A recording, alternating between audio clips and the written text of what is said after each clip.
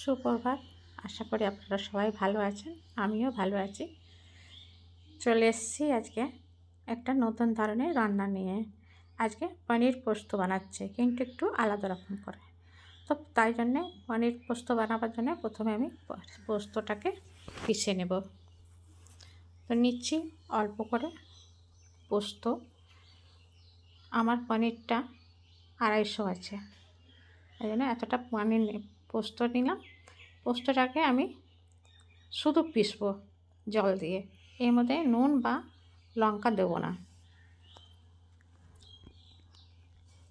পোস্তটা আমার পেশা হয়ে গেছে, কড়া চড়িয়ে দিয়েছি। কড়াতে সাদা তেল আর সর্ষের তেল দুটো মিক্স করে বানাচ্ছি এটা। তেলটা গরম হয়েছে কিনা পেঁয়াজের একটা টুকরি দিয়ে দেখলাম। এবার আমি সব পেঁয়াজগুলো দিয়ে দিলাম বেরেস্তা বানাবার জন্য। তখন পেঁয়াজটা বেশ গোলাপি রঙের ভাজা হয়ে গেছে, বার করে নিলাম। তো যারা নতুন বন্ধু দেখছেন, প্লিজ একটা সাবস্ক্রাইব করে আমার পাশে থাকবেন নতুন বন্ধু হয়ে। এবার দিয়ে দেবো এই কড়াতে একটা শুকনো লঙ্কা, একটু হলুদ আর কাটা পনিরগুলো।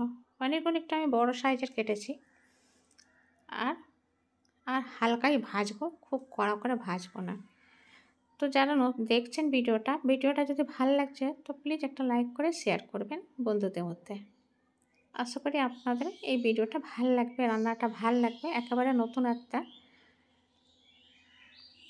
পনিরগুলো আমার হালকা ভাজা হয়ে গেছে, সবগুলোকে আমি এমনি করে বার করে দিলাম। আর লঙ্কাটা এতেই ছেড়ে দিলাম। এবার দেবো এতে আপনার রসুন বাটা। অল্প করে একটু রসুন বাটা দিলাম। রসুনটাকে খুব ভালো করে ভেজে নিচ্ছি যাতে কাঁচা গন্ধটা চলে যায়। এবার দিয়ে দেবো যে পোস্তটা পেশা আছে সেই পোস্তটা। আর এটা একটু গ্রেভি করবো বলে অল্পই জল দেবো এতে। পোস্তটা দিয়ে দিচ্ছি।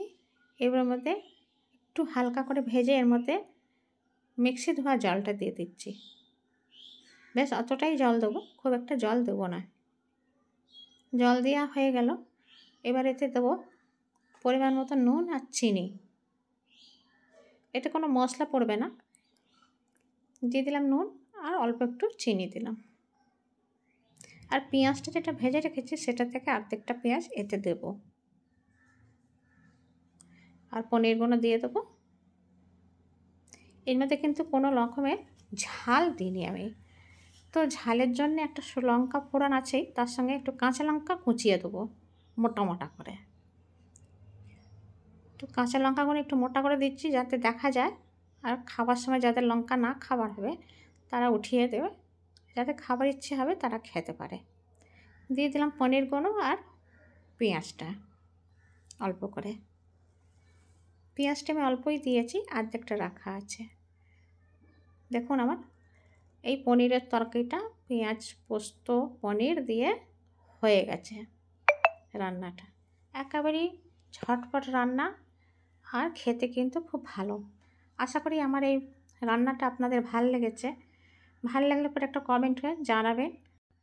যারা নতুন বন্ধু দেখলেন প্লিজ একটা সাবস্ক্রাইব করে আমার পাশে থাকবেন। বেল আইকন বোতামটা প্রেস করে দেবেন প্লিজ। আর ভিডিওটা ভালো লাগলে পরে লাইক আর শেয়ার করে দেবেন।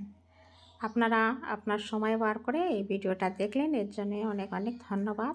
এমনি করেই আমাকে একটু আশীর্বাদ করবেন, আমার সঙ্গে থাকবেন। আবারও দেখা হবে নতুন একটা রান্না নিয়ে। আপনারা ভালো থাকবেন, সুস্থ থাকবেন। নমস্কার।